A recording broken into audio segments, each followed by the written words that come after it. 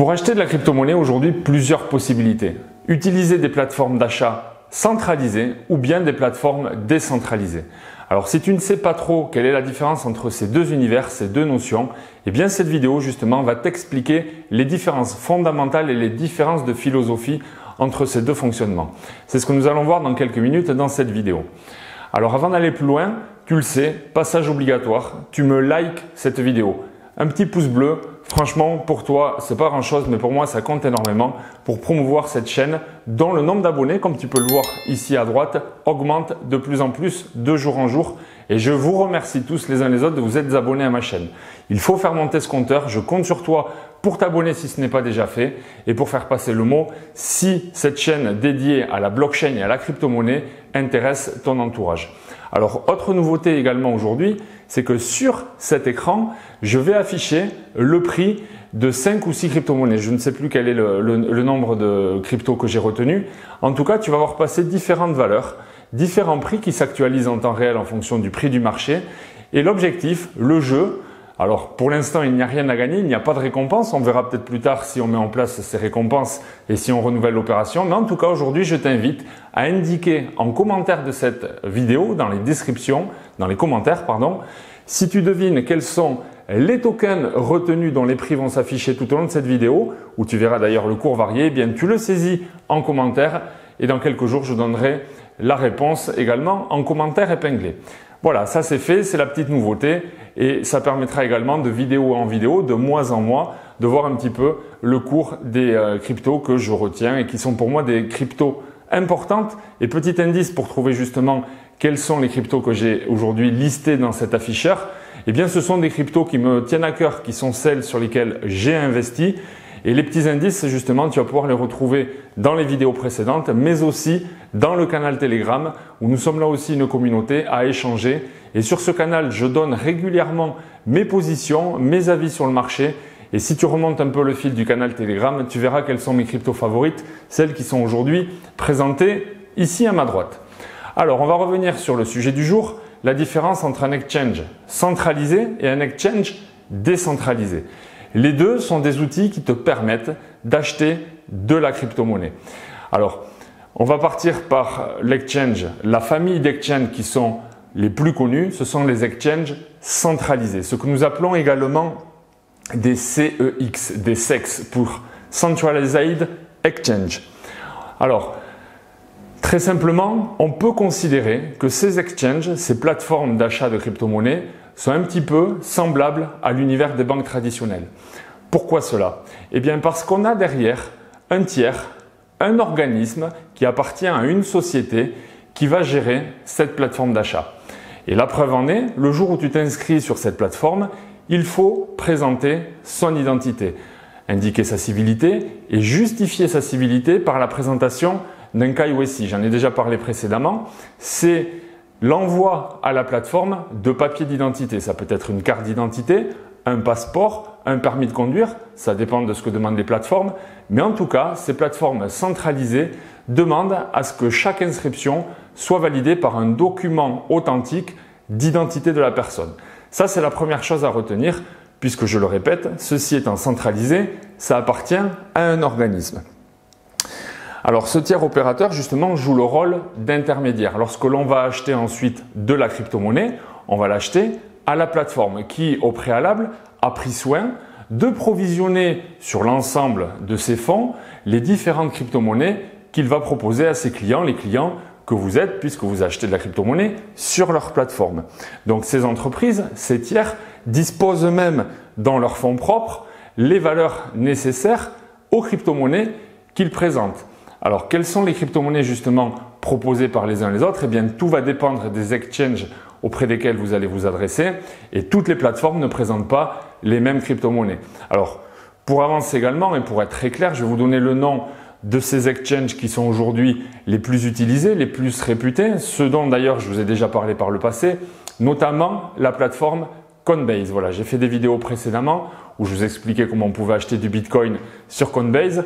Voilà, Coinbase est un de ces exchanges au même titre que Binance. Binance est celui que moi j'utilise le plus. Alors Coinbase est très accessible pour les débutants, mais il peut montrer rapidement ses limites par rapport aux tokens, aux crypto-monnaies qui sont listées sur son exchange. Donc on a souvent besoin d'aller s'inscrire sur une ou plusieurs autres plateformes afin d'acheter des crypto-monnaies qui ne seraient pas sur telle ou telle autre crypto-monnaie. D'ailleurs, petite astuce, et ça j'en ai aussi déjà parlé, si un jour vous voulez savoir sur quelle plateforme acheter telle ou telle crypto-monnaie, eh bien vous allez sur CoinMarketCap, c'est un outil indispensable, là aussi je vous remets le lien de la vidéo qu'on avait fait sur le sujet, qui permet justement de tout connaître de l'état des crypto-monnaies et notamment quand vous avez besoin d'acheter une crypto-monnaie, eh bien dans CoinMarketCap, vous faites une recherche, vous cherchez ce token et là vous avez un onglet Market qui vous liste les différentes plateformes sur lesquelles vous pouvez acheter telle ou telle crypto-monnaie. Et donc quand ce n'est pas disponible bien sur Coinbase, ça peut l'être sur Binance, mais ça peut également l'être sur Crypto.com qui est aussi une plateforme d'achat de crypto-monnaie, une plateforme centralisée. Et je peux vous citer également deux autres plateformes que sont FTX, qui est également une plateforme qui prend de plus en plus d'ampleur. Et enfin, KuCoin, qui est une plateforme que j'utilise également de plus en plus puisque bien souvent, quand de nouveaux tokens apparaissent, que des nouvelles cryptos sont proposées, elles sont souvent proposées sur KuCoin alors qu'elles ne le sont pas encore sur des plateformes plus grosses, plus réputées comme Binance ou Coinbase. Donc voilà les plateformes que je peux vous lister étant des plateformes centralisées. Ce qu'il faut savoir également, ce qui est très important, et ça il faut en tenir compte dès à présent, dès au moment de l'inscription, c'est que lorsque vous inscrivez sur une de ces plateformes, étant donné que vous faites une inscription auprès d'un organisme, auprès d'un tiers, sachez que vous aurez besoin de déclarer la tenue d'un compte auprès d'un tiers étranger, puisque toutes ces plateformes qu'on a citées sont détenues dans des pays étrangers. Eh bien, par rapport au régime fiscal français, cela vous imposera en avril ou au mai prochain, peut-être avant, je ne sais plus, lorsque vous déclarerez vos revenus N-1, eh bien, il faudra remplir un formulaire CERFA pour dire que vous détenez tel et tel compte bancaire à l'étranger, puisque ces plateformes sont considérées comme des comptes bancaires détenus à l'étranger. Ça, ayez bien à l'esprit que ça nécessitera une déclaration lors des revenus l'année prochaine. Alors, concrètement, qu'est-ce que l'on va en voir encore en plus comme notion lorsqu'on est sur ces plateformes centralisées? Je l'ai dit, à partir du moment où vous créez un compte, que vous êtes inscrit, vous avez un nom d'utilisateur et un mot de passe. Ça, c'est les éléments essentiels qui vous permettent de se connecter, de vous connecter donc à cette plateforme et authentifier que vous êtes bien la personne qui a créé le compte. Alors moi, j'ai un conseil à vous donner à ce sujet. Il faut renforcer le plus possible la sécurité de ce compte. Et pour cela, je vous invite à utiliser ce qu'on appelle le 2FA, l'authentification à deux facteurs. Là aussi, j'en ai déjà parlé, et notamment l'utilisation de l'application. Alors pour ma part, c'est celle que je mets, celle de Google, c'est l'application Authenticator qui permet, en plus de la saisie donc du login et du mot de passe, d'avoir une deuxième vérification avec un code à 6 chiffres que vous devez saisir et qui est donc lié à l'application mobile que vous avez installée et qui lie encore une fois votre identité à votre utilisateur sur la plateforme. Donc utilisez bien une authentification renforcée en utilisant cette authentification à double facteur. Une fois que vous êtes inscrit, une fois que vous êtes connecté, vous allez pouvoir, eh bien, en premier lieu, déposer votre monnaie fiat pour pouvoir la convertir en crypto-monnaie. Ça, c'est réellement une chose essentielle que vous allez trouver sur une plateforme d'échange centralisée, puisqu'elle va vous permettre, cette plateforme, d'accueillir et de réceptionner vos euros ou vos dollars si vous êtes dans un autre pays, afin de pouvoir les convertir en crypto-monnaie. Ça, c'est réellement quelque chose que vous permet une plateforme centralisée qui est donc gérée, je le répète, par un organisme, par un tiers. Et ça, c'est le point de départ important et indispensable si on veut démarrer dans la crypto-monnaie, si on veut convertir à un moment donné sa monnaie fiat en crypto-monnaie, eh bien ces plateformes accueillent vos euros pour les convertir en crypto-monnaie. Ça, c'est une chose essentielle. Ensuite, c'est également des outils qui sont clairement accessibles et utilisables pour les débutants. Effectivement, quand on se lance dans l'univers de la crypto-monnaie, il faut des choses simples. Donc, on va partir réellement sur une plateforme avec des formulaires simplifiés, avec des écrans et des interfaces qui sont accueillantes et qui permet à tout un chacun donc de rentrer dans l'univers des crypto-monnaies. On verra tout à l'heure quand on parlera des exchanges décentralisés qu'on est sur des outils qui sont beaucoup plus réservés aux technophiles et que c'est vraiment pas ce que les débutants vont aller chercher au début. On en reparlera dans quelques secondes, dans quelques minutes. Voilà. Après, un autre avantage également, alors je les passe en revue, hein, bien évidemment, je me les suis notés les uns après les autres, mais c'est pour que vous ayez un portrait global. Lorsqu'on est sur une plateforme centralisée, on a la possibilité de saisir ce qu'on appelle des ordres de vente ou des ordres d'achat. Effectivement, encore une fois, ce sont des interfaces qui vous permettent de remplir des fonctionnalités nécessaires et notamment la capacité de pouvoir placer un ordre d'achat ou un ordre de vente. Alors vous avez certainement dû voir passer, allez, je vous donne un indice, mais tout le monde l'avait trouvé, le prix du Bitcoin qui actuellement est aux alentours de 58-57 000 $.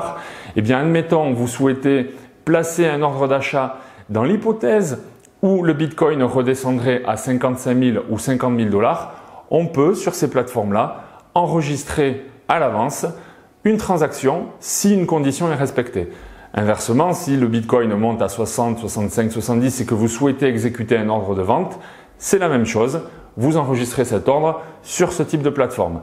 Sur les plateformes décentralisées, aujourd'hui, à ma connaissance du moins, si je me trompe, eh bien, renseignez-le en commentaire, pardon. Mais sur les plateformes décentralisées, ces fonctions-là ne sont pas proposées. Voilà. Alors enfin, et pour terminer, et pour bien comprendre la suite, et c'est là aussi quelque chose de très très important qu'il faut que vous compreniez, sur une plateforme centralisée, tout ce que je vous dis jusqu'à présent, vous ne détenez pas votre clé privée. La clé privée en fait qui est celle qui constitue la valeur de votre portefeuille en crypto-monnaie, elle est détenue aujourd'hui par ce tiers, par cette plateforme, Binance, Coinbase, etc. C'est eux qui détiennent votre clé privée. Et vous leur accordez la confiance de détenir cette clé privée et donc c'est eux qui détiennent votre crypto-monnaie à laquelle vous allez pouvoir accéder via l'authentification dont je parlais tout à l'heure, login, mot de passe et 2FA si vous l'avez mis en œuvre. Donc ça, c'est une notion très importante. On le verra tout à l'heure, la clé privée, c'est vraiment ce qui permet d'authentifier la tenue, la possession d'une crypto-monnaie. Et il y a une expression qui est bien connue, qui, alors je me la suis notée pour pas l'oublier, mais c'est not your keys, not your coins. C'est-à-dire que si vous n'avez pas vos clés, eh bien vous n'avez pas vos coins, vous n'avez pas votre crypto-monnaie. Alors, encore une fois, ça va dépendre de la plateforme à qui vous accordez la confiance.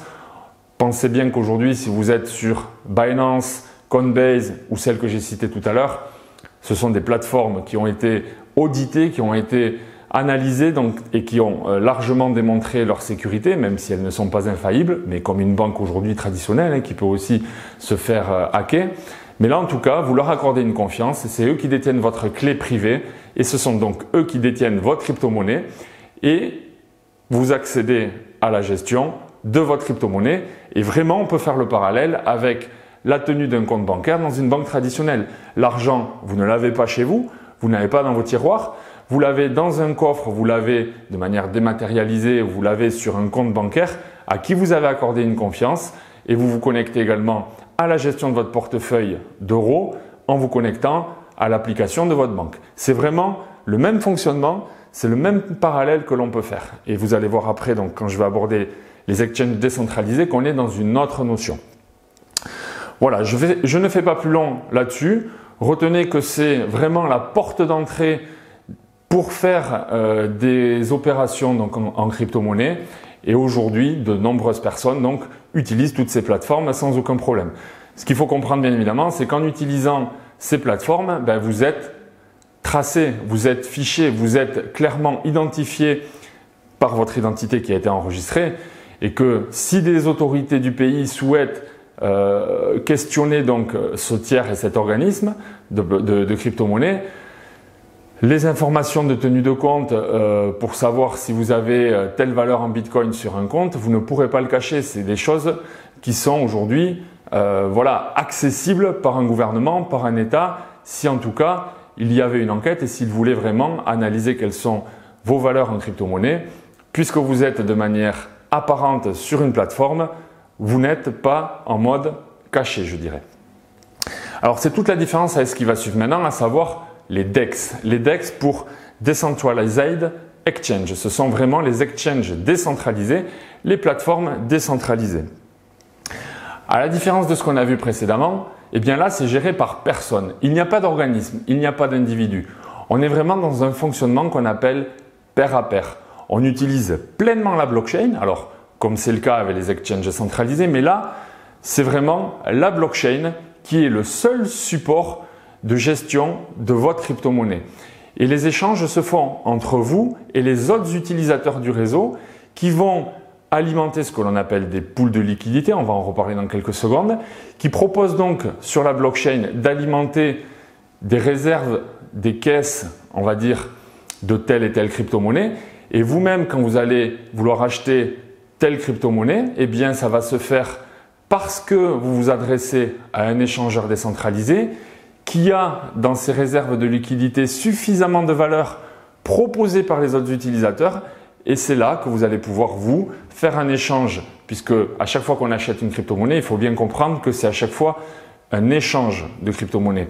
Vous avez du Bitcoin que vous souhaitez échanger contre de l'Ethereum ou toute autre crypto-monnaie. Eh bien, quand vous allez réaliser ce swap, cet échange pour acquérir une nouvelle crypto-monnaie, c'est parce qu'il y a d'autres utilisateurs qui ont mis dans une réserve des valeurs suffisantes pour que vous puissiez les utiliser. Alors pour bien comprendre aussi une chose, c'est que comment peut-on avoir justement une certaine somme de disponible?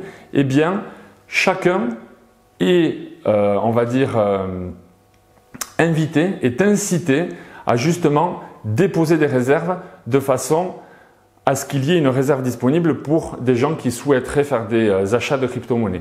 Et celui qui fait le choix de déposer, de bloquer, de stacker, de farmer, tout ça c'est des termes qui sont un peu techniques, on les apprendra au fur et à mesure dans les semaines et les mois qui viennent, mais ces gens-là qui bloquent de la crypto-monnaie dans un pool de liquidité sont récompensés.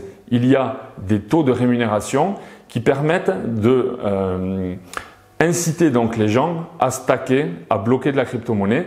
Et là, réellement, quand on parle de ça, on parle de finances décentralisées et c'est tout ce que nous verrons dans quelques semaines lorsqu'on abordera de manière très précise ou plus en profondeur par rapport à aujourd'hui l'univers de la DeFi. Donc là, on est sur des échangeurs décentralisés. Il n'y a pas d'organisme. Quand vous ouvrez quand vous voulez faire un swap, un achat de crypto-monnaie sur une plateforme, vous n'avez pas au préalable réalisé d'inscription et de présentation du KYC et de vos papiers d'identité. Alors comment ça fonctionne? Eh bien, il faut utiliser ce que l'on appelle un portefeuille électronique qui est sur votre ordinateur. Là encore une fois, un jour on fera une vidéo pédagogique où on prendra un exemple et je vous en ferai la démonstration. Ce n'est pas l'objet aujourd'hui. La seule chose qu'il faut comprendre, c'est que vous allez créer donc un wallet électronique. Le plus connu étant sur MetaMask. MetaMask, il y a beaucoup de tutos aujourd'hui qui existent, mais sachez bien, pour avoir certainement entendu ce terme, si vous utilisez MetaMask, eh bien clairement, vous utilisez derrière des outils des exchanges décentralisés. Donc concrètement, vous avez votre ordinateur, vous allez sur MetaMask, vous téléchargez une petite extension qui s'installe sur votre navigateur Internet, vous créez un profil. Donc au moment de la création de ce profil, on vous donne 12 mots qui permettent à tout moment de retrouver ce profil si vous aviez perdu le paramétrage dans votre ordinateur. Et on vous donne également votre clé privée. Voilà, vous êtes possesseur, propriétaire de la clé privée qui est sur votre ordinateur. Et là, le conseil que je donne, et c'est ce que moi j'utilise également, on a ce qu'on appelle un cold wallet, je cherchais le mot, pardon. Le plus connu étant un ledger, c'est l'équivalent d'une petite clé USB qui vient se mettre sur l'ordinateur et qui vient en fait chiffrer toutes les transactions qui se font sur l'ordinateur associées à la clé privée de votre portefeuille électronique. Et c'est ainsi que se fait la sécurité et que se passe l'authentification de la personne que vous êtes sur ensuite le wallet électronique qui est sur votre ordinateur.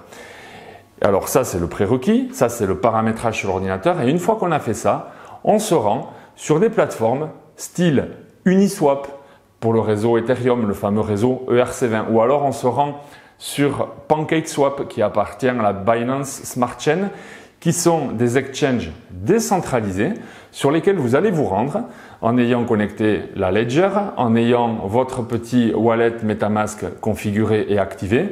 Et là, vous allez pouvoir échanger du Bitcoin contre une autre crypto-monnaie.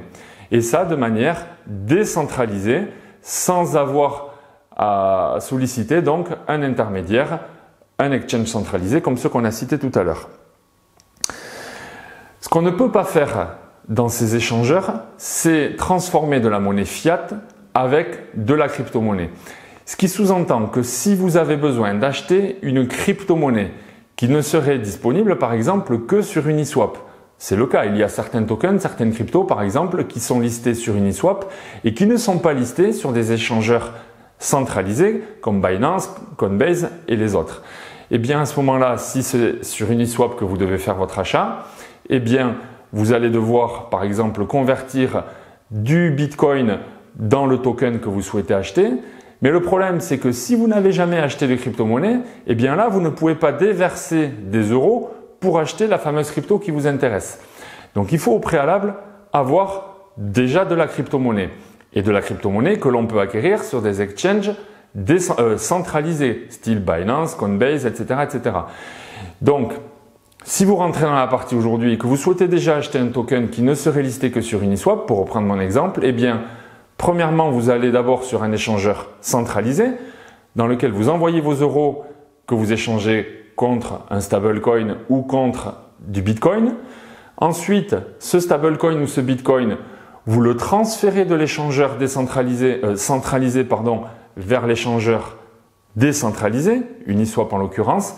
Et une fois que vous avez amené votre stablecoin ou votre Bitcoin sur Uniswap, eh bien là, vous pouvez faire l'échange que vous voulez pour avoir la fameuse crypto que vous cherchiez à obtenir.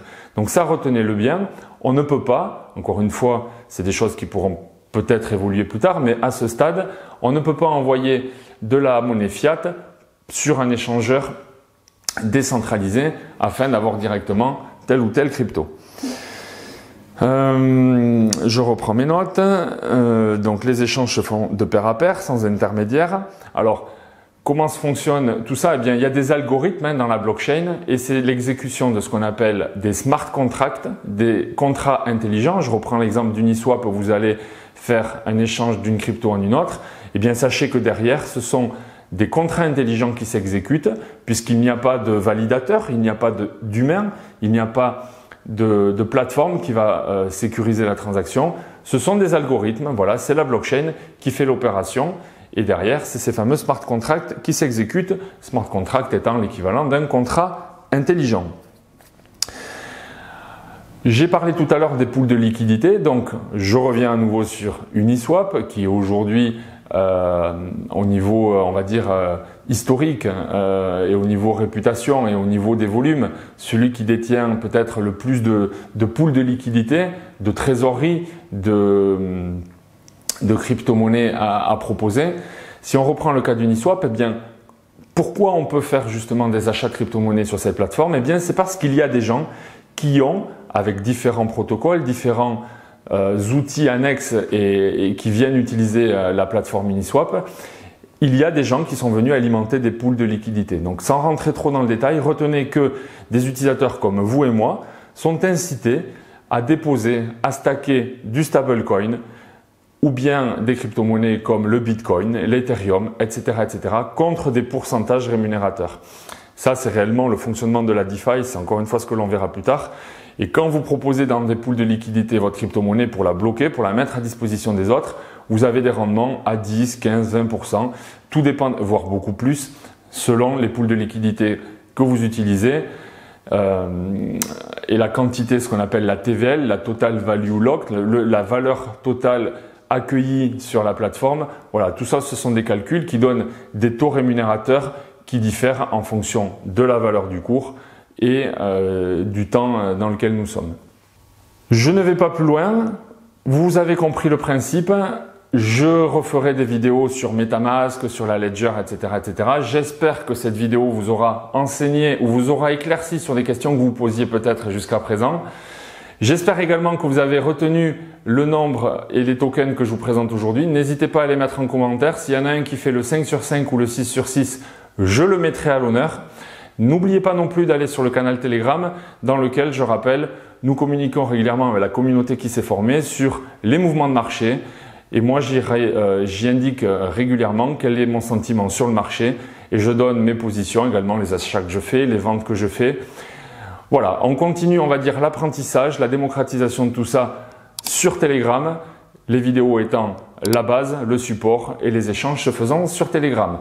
Je vous remercie, j'espère que ça vous a plu et je vous dis à très vite. Bye bye!